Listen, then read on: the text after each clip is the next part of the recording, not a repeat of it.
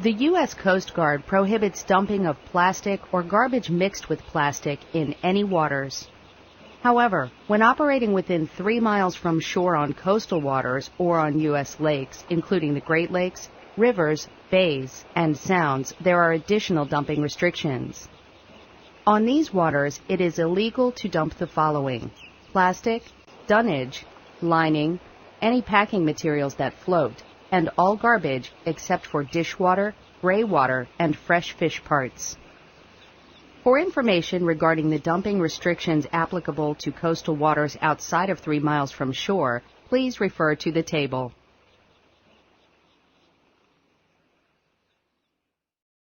Additionally, vessels greater than 26 feet in length and operating in federal waters must display in a conspicuous place a 4 by 8 inch Save Our Seas or SOS placard outlining waste disposal regulations.